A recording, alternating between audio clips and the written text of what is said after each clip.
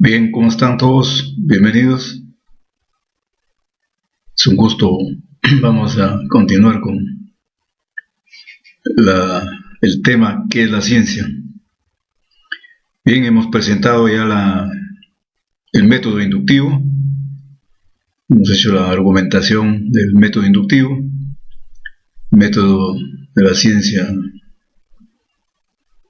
bastante plausible. Pero ahora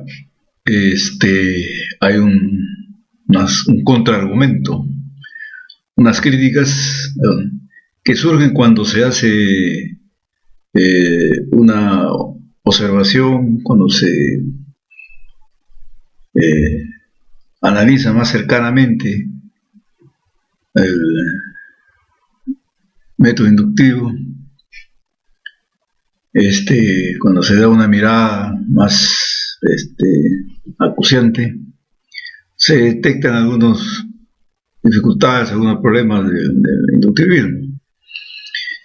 Y antes de tratar, y sobre todo en problemas que normalmente se refieren a las condiciones para la generación inductiva, vamos a recordar que para hacer el segundo paso, o sea, el último paso para la generación inductiva, para llegar a la hipótesis general, a la teoría, a la ley científica, estaba permitido si se cumplían tres condiciones, ¿no? Que el número de observaciones debe ser grande, que las observaciones deben hacerse bajo una significante variación de circunstancias, y ninguna de las observaciones que se declaren deben contradecir a la hipótesis general en cuestión, o sea, la hipótesis que se trata de establecer, a la ley científica que se trata de establecer, ¿no? Entonces, en el caso de la condición 2, es múltiple variación de circunstancias un poco vago. Si se toma literalmente la condición, no sabemos cuántas variaciones de circunstancias, ¿no? Por ejemplo,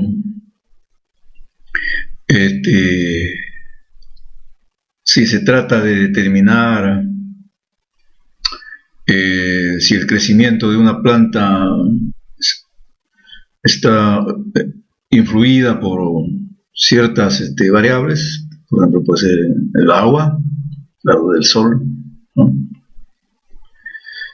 Pero alguien puede decir que las emociones de personas también influyen en el crecimiento de las plantas. Pues no se puede decir, ¿no? Eso no es, porque como sabe uno, como buen inductivista se debe recoger esa observación y experimentar, hacer el experimento, ver si influye o no. Y así puede haber infinidad de otros pueden decir que puede influir en la planta, en el crecimiento, el tamaño de un invernadero, o el color con que está pintado el invernadero. Pues uno lo toma, uno no descarta eso, pero si alguien pregunta ¿cómo lo sabes? ¿Has hecho el experimento? Como un buen inductivista tienes que hacerlo. En realidad, esa variación de circunstancias nunca se terminaría, ¿no?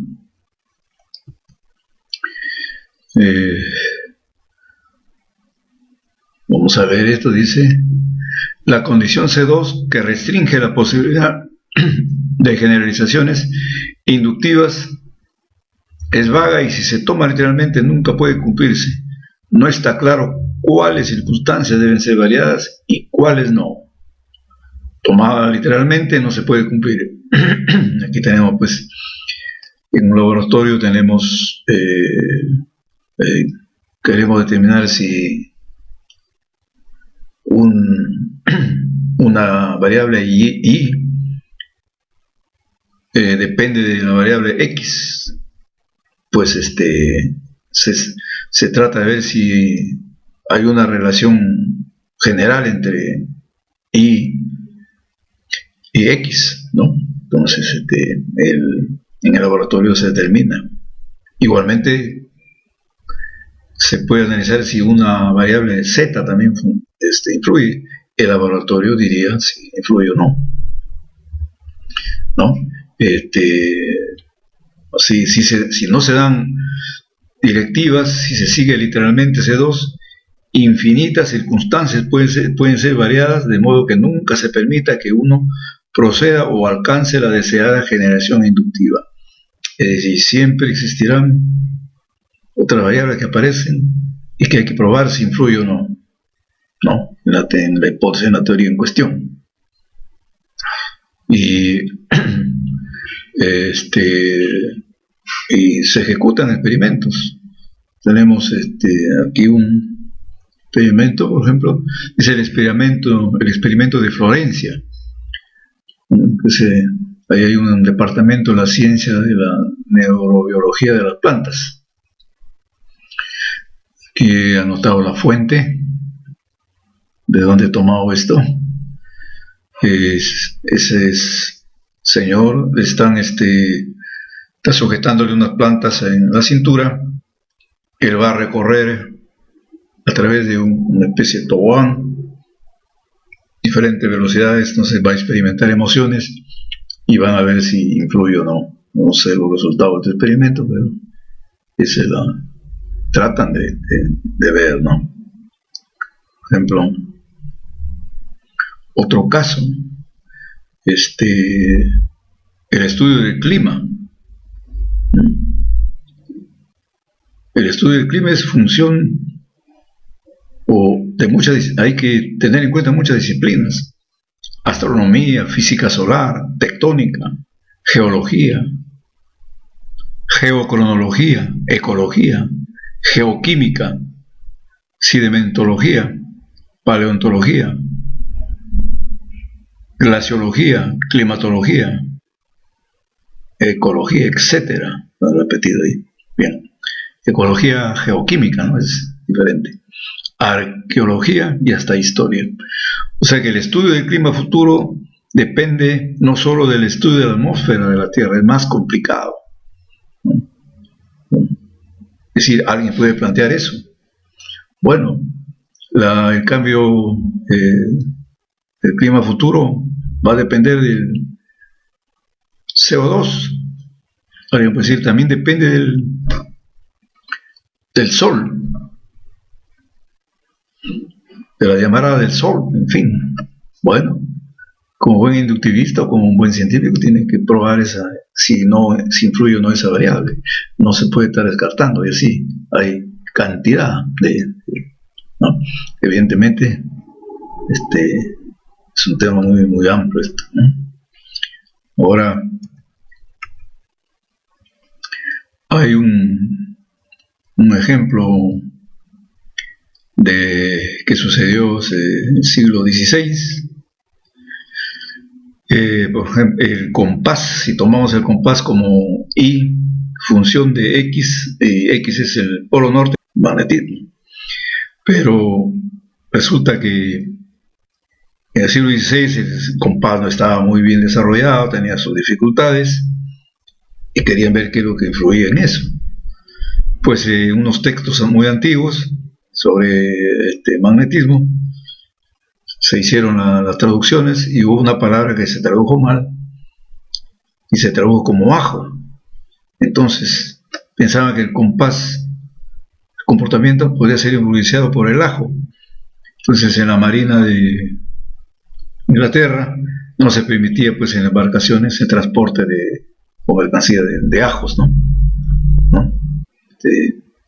O sea, si no, tenían que probar cómo, eliminando, sacando y ver si funcionaba o no. Evidentemente esto es un ejemplo que si no se sabe, pues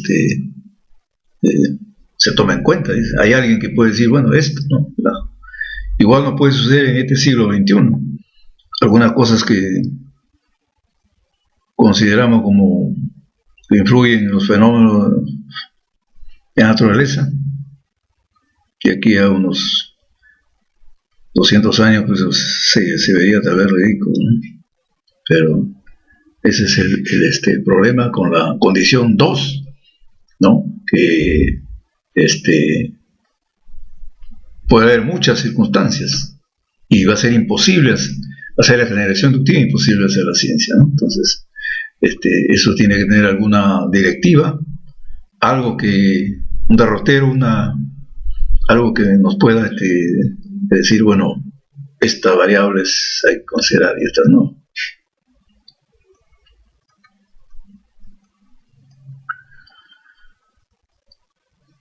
Dos, la observación de los hechos debe ser dirigida de alguna manera, es decir, solo hechos relevantes deben ser observados. Muy importante esto. Aquí hay una directiva que los hechos deben ser relevantes. Bueno, Charles Darwin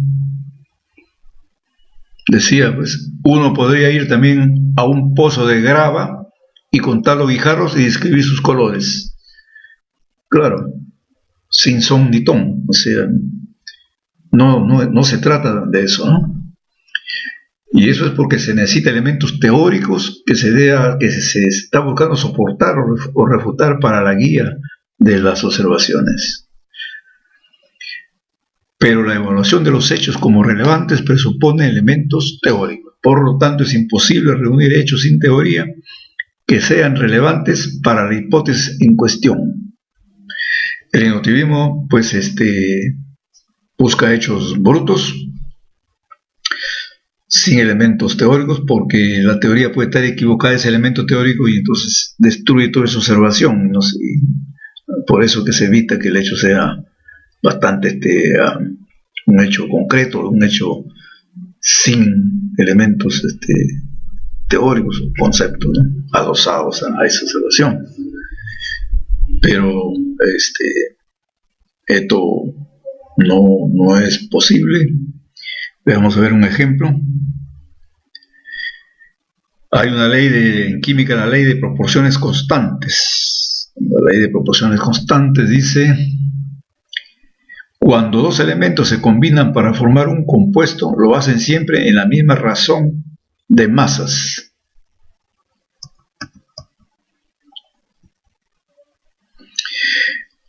Anteriormente, no se conocía la diferencia entre soluciones físicas y compuestos químicos. Pensaba que eran dos cosas que se mezclaban y se veía ahí homogéneamente o heterogéneamente, y esa es la forma como actuaba la naturaleza. No se distinguía, no se sabía sobre estas las reacciones químicas. Entonces, en ese estado era imposible llegar a la ley de proporciones constantes que se utiliza en la química, ¿no? Porque todos los hechos observables para ellos eran lo mismo. A ver, vamos a hacer un paréntesis. Veamos aquí. Aquí tenemos soluciones: el té, el agua con sal, un licuado frutal y el aire, ¿no? Soluciones físicas, estamos recordando, para ver, una mezcla homogénea pues es agua más azúcar, por ejemplo, o leche más agua. Entonces se ve homogéneo, una sola cosa ahí. En la mezcla heterogénea, de todas maneras, pues ahí agua con aceite, ¿no?, o agua con gravilla. Es una mezcla heterogénea, ¿no? Y pues no se pensaba que solo existían esas dos cosas, que se mezclaban dos cosas y se veía algo homogéneo o heterogéneo. No había el concepto de esta fórmula H2O, por ejemplo, del agua, o del ácido ascórbico. Entonces,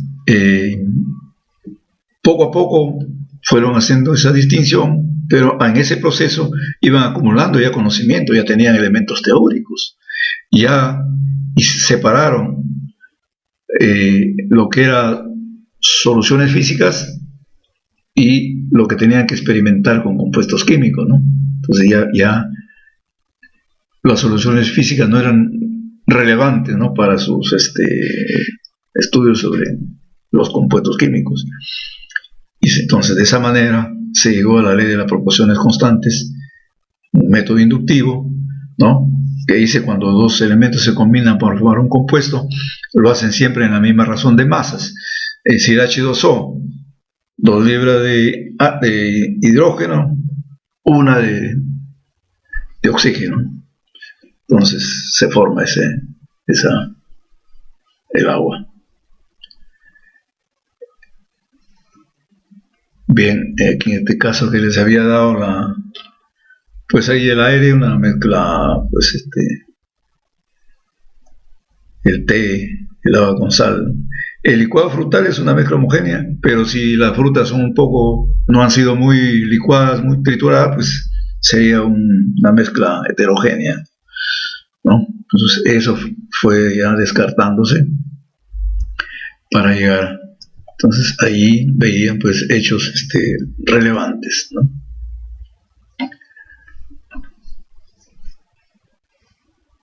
Por lo tanto, es imposible reunir hechos sin teoría que sean relevantes para la hipótesis en cuestión. Siempre hay elementos, cuando ya el hecho son relevantes, hay un elemento teórico. Por eso hemos discernido de esa manera, que son relevantes. Aquí el inductivismo pierde un atractivo que partía pues de hechos brutos, sin teoría, ¿no?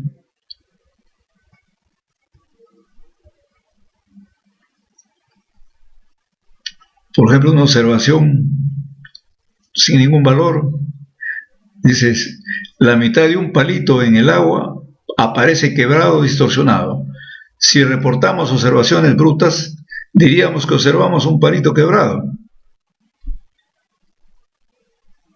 Ese es un ejemplo de que hay un elemento teórico que ya tenemos empaquetado, un conocimiento que nos dice que ese es el efecto del agua ahí que nos da esa apariencia de distorsión, ¿no? O sea, un hecho bruto, pues no sería absurdo, ¿no?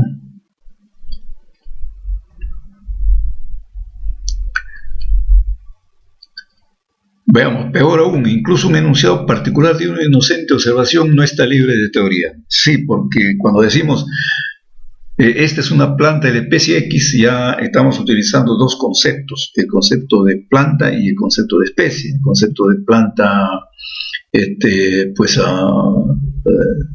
se supone que son distintos de animales, plantas, distintos animales en el árbol de la vida, ¿no? El tree life, ¿no? Y el concepto de especie ya son clasificaciones, o sea, ya son clases, ¿no?, bien ordenadas, ¿no?, de entidades biológicas. Entonces, en ese simple enunciado particular, en esa observación particular, y hay dos conceptos, planta y especie. También hay un ejemplo, digamos, un niño que se le presenta una manzana, se le dice, esta es una manzana. Con el tiempo aprende manzana, el nombre, la palabra manzana. Cuando está solo puede equivocarse y ver una pelota de béisbol, ¿no?, color verde, puede pensar que es una manzana, ¿no? O puede ver un vegetal chayote que parece una pera, es decir, manzana, no es manzana. Y así hasta que se vuelve un máster, ¿no?, en reconocer la manzana, dice manzana, pero ya empaquetó un conocimiento previo, ya hay elementos teóricos. En la observación del niño que hace de la manzana, ya él tiene un conocimiento que ha ido acumulando, ¿no? Estos conceptos son altamente cargados de teoría, por lo tanto, se asume que las plantas son distintas de los animales, y el concepto de especies asume que las entidades biológicas pueden ordenarse en clases bastante bien definidas. Entonces aquí se acaba la ilusión de las observaciones libre teoría.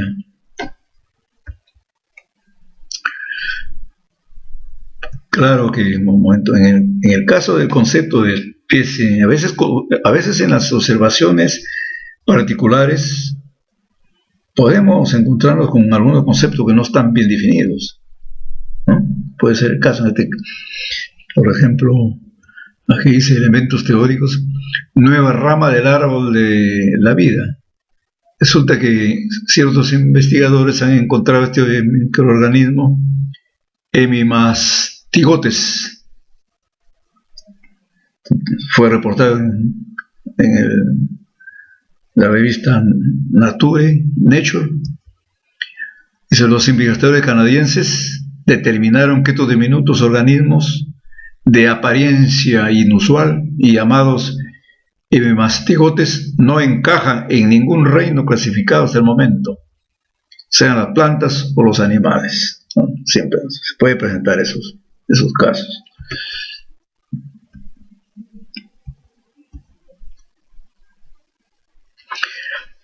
Ahora esto es fuerte, ¿no? La justificación de la generación inductiva es probablemente imposible. Claro, porque se refiere a que en el caso, por ejemplo, de los cisnes blancos, siempre hay probabilidad de error, dice, todos los cisnes son blancos. Sin embargo, una observación posterior, una más, encuentra el cisne negro y entonces esa generación inductiva es falsa. Siempre hay ese peligro. O sea que aquí hay una inseguridad realmente de que no se alcance la generación inductiva, que sea falsa, ¿no? Probablemente la mejor forma, dicen, de justificar es decir, bueno, la naturaleza está ordenada por regularidades, o sea, por leyes. Pero cuando uno afirma eso, dice uno, ¿cómo lo sabes? Bueno, porque a lo largo de todo el tiempo he observado la naturaleza, está ordenada por regularidades, por leyes. O sea, que está utilizando, para justificar el método inductivo, está utilizando el inductivismo. O sea, está en un razonamiento circular, ¿no?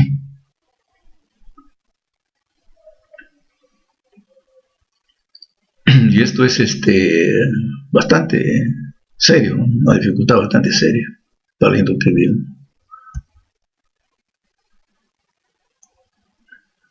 Quinto, según el inductivismo, el desacuerdo entre los científicos solo puede ser el resultado de errores. Un desacuerdo racional es imposible. Es normal que en la ciencia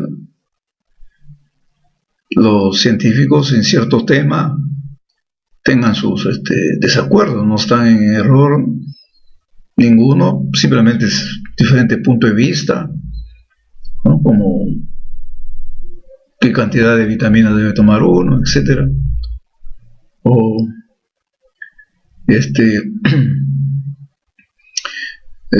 tengo acá un caso, por ejemplo, vamos a ver.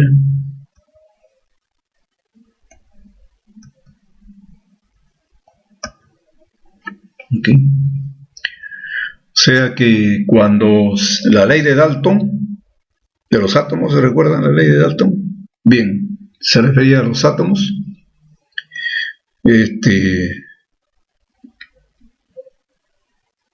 Los químicos adoptaron la teoría de Dalton acerca de los átomos y empezaron a trabajar, a hacer química con ellos, con la ciencia de la química comenzó a avanzar, tomaron esos conceptos, mientras que los físicos fueron escépticos. Había un desacuerdo entonces en eso, pero la ciencia continuaba. O sea que es normal esas discrepancias.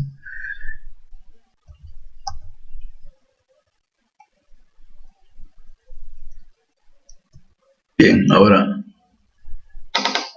Entonces dice, según el inductivismo, el desacuerdo entre los científicos solo puede ser resultado de errores.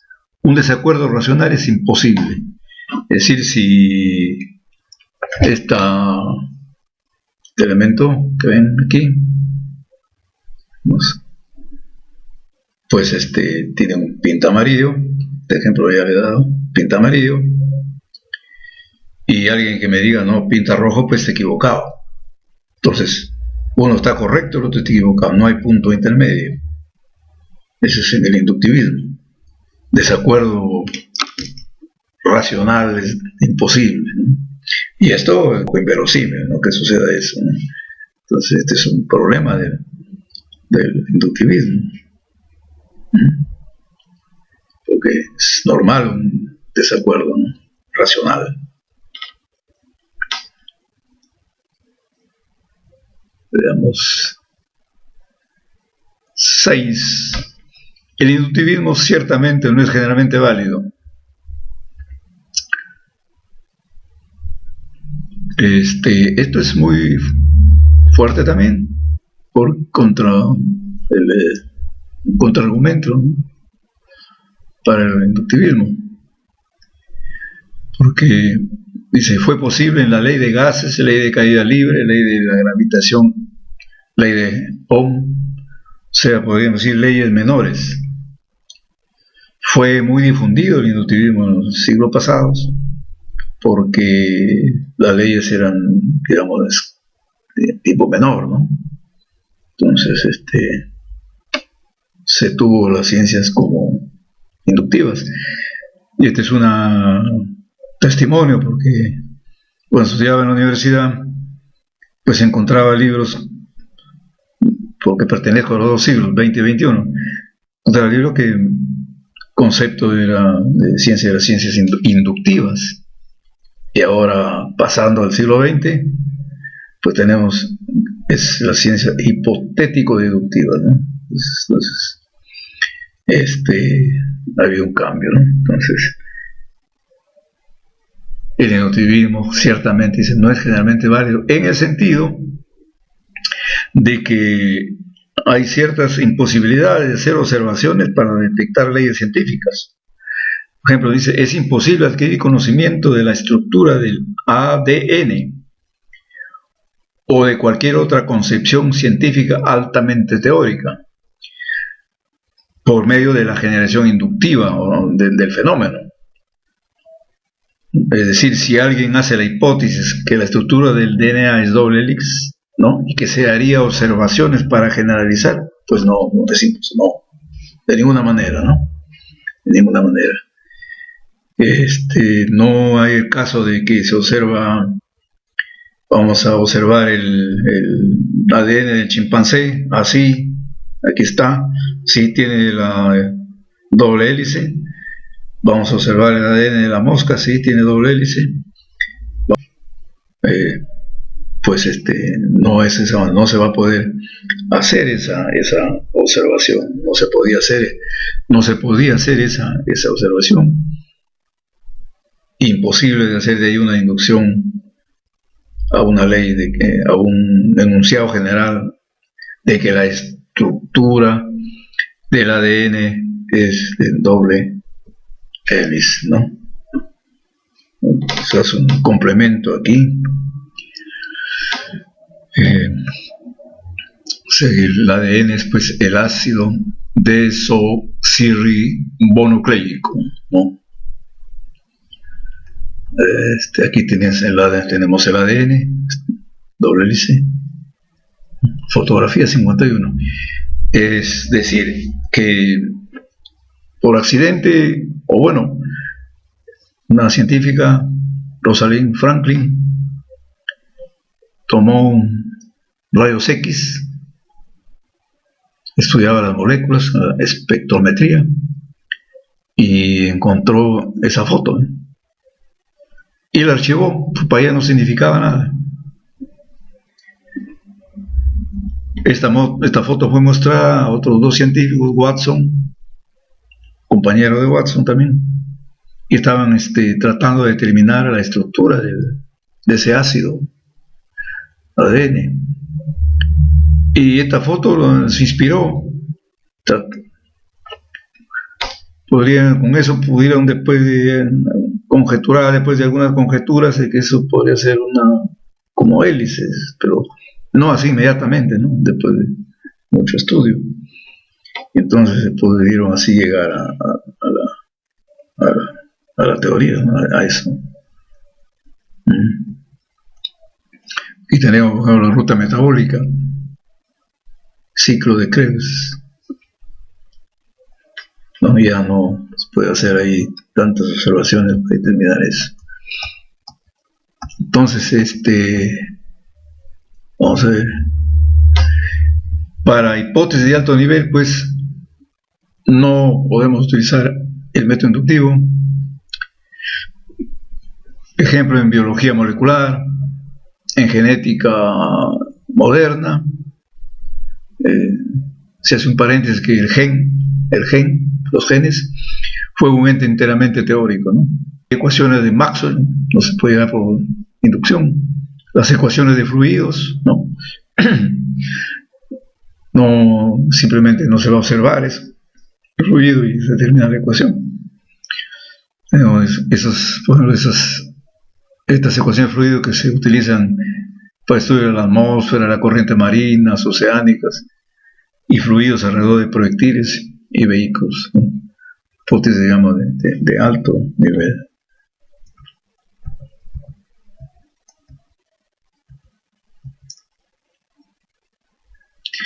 Las dificultades 2 y 3 no son fatales, en el sentido de que, si bien es cierto que las observaciones tienen elementos teóricos, pero simplemente para estar advertidos que eso no incapacita a hacer unas buenas observaciones. Pero de todas maneras, el atractivo ese de que se partía de observaciones brutas ya no existe, ¿no? O sea, hay que tener en cuenta eso, ¿no? Y que se tiene que buscar datos relevantes, evidentemente, es necesario, ¿no?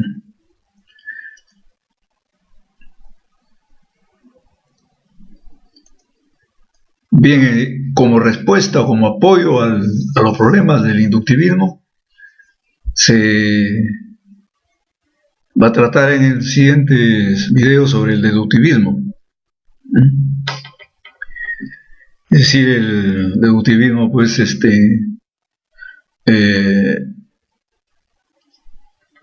postula que no hay que seguir el método del inductivismo porque no está justificado, según que dice que tener observaciones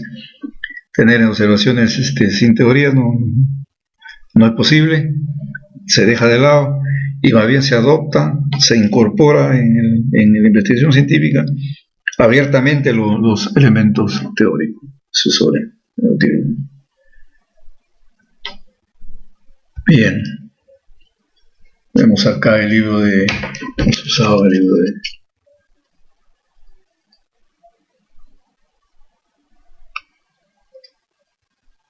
¿qué es esta cosa llamada ciencia? De Chalmers, y adaptado son las fuentes que hemos utilizado.